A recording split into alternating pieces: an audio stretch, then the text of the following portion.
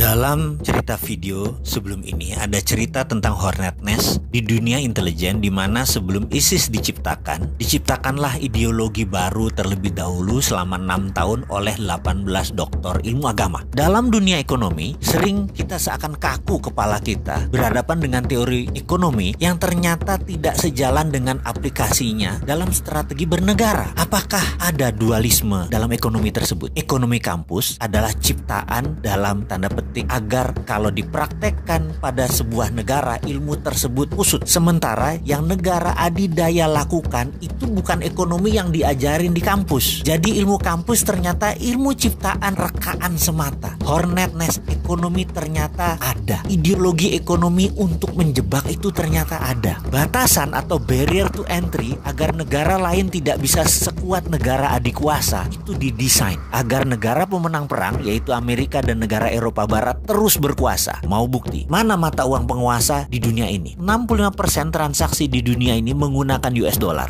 20% menggunakan euro, yen 4,7%, yuan Cina hanya 1,9% nilai transaksinya. Walaupun Cina menguasai mayoritas perdagangan sampai 50 atau 60% perdagangan dunia, dolar tetap underlying transaksi mereka. Memang mau Indonesia misalnya CPO-nya dibeli oleh Cina bayar pakai yuan. Terus yuannya tadi buat apa? Kita mau beli mesin misalnya untuk pabrik, mesinnya dari Jepang. Apa Jepang mau terima yuan? Nggak mau lah. Jepang mintanya dolar buat devisa mereka. Kok bisa begitu sih? Ini kesepakatan atas dasar suka sama suka atau atas dasar saya penguasa dunia, Anda harus manut dengan saya. Baik, kita akan bicara tentang currency warfare di sesi lain. Sekarang kita kembali ke topik. Misalnya lagi, dunia perbankan yang saat ini dianggap kunci sukses ekonomi, sehingga bank dicitrakan adalah penting untuk membangun ekonomi itu hanya bank. Padahal banking atau perbankan benar, tapi bank tidak. Bukan jadi kunci. Banking yang jadi kunci, bukan bank. Tetapi karena sudah ada doktrin di banyak otak para pejabat dan akademisi bahwa banklah yang terpenting, jadi bank harus dilindungi. Padahal bank itu didesain untuk orang kaya saja. Ini by design agar memang kekayaan menumpuk di komunitas 3%. Bank bukan buat semua orang. Dan itu sudah masuk di kepala kaum bankers di bawah sadarnya. Padahal bankers itu pelayan kaum kapitalis, bukan pelayan rakyat. Mau bukti? Maaf ya, kalau sudah bicara tentang banking, si Sontoloyo ini tegangan tinggi. Karena apa? Nyerempet riba, pasti tegangan tinggi. Kita lanjut. Misalnya dengan ada namanya asset based loan atau pinjaman berbasis aset. Itu hanya komunitas 3% saja yang bisa pinjam bank. Karena punya kolateral, punya jaminan. Coba yang lain gak punya kolateral, jadi bisa apa? Atau kita ambil contoh lagi deh. Ini cara ngitung yang aneh bin ajaib. Kita ada kolateral, kita mau beli rumah. Kita ambil KPR. Kredit ini dihitungnya caranya aneh bin ajaib karena untuk menguntungkan bank. Kita tahu pada saat kita menyicil tuh ada cicilan pokok, ada bayar bunga. Dan itu lucunya bukan pakai proporsional yang sama. Misalnya kita bayar 2 juta setiap bulan. Di awal-awal cicilan, lucu. Yang 1,5 juta buat bayar bunga, yang pokoknya hanya 500 ribu. Nanti kalau sudah tahun ke-15 sudah mau lunas, dibalik 2 juta tadi, yang 1,5 buat pokok, yang 500 ribu baru bayar bunganya. Bunganya mengecil. Itu mereka ngambil bunga di depan. Itu rentenir banget. Ini gila dunia perbankan ini. Dan herannya itu dilindungi oleh pemerintah lagi. Hebat bener dah. Kesimpulannya, bank itu menyedot dana orang kebanyakan. Namun pembiayaannya hanya untuk orang kaya. Bagi saya, kalau ini didiamkan, ini namanya kita orang bodoh. Kapan kita bisa berdiri di atas kaki sendiri kalau kayak gini? Harusnya ada project based loan, pinjaman berbasis proyek. Tidak harus aset. Selama ada revenue, selama ada omset, selama ada profit, boleh dibiayai. Dunia perbankan harusnya dibuka lebar-lebar. Bukan dunia bank ya. Dunia perbankan harusnya dibuka lebar-lebar. Sehingga banking bisa dilakukan oleh non-bank. Banking 5.0 itu bukan oleh bank lagi yang mengerjakan. OVO, GoPay,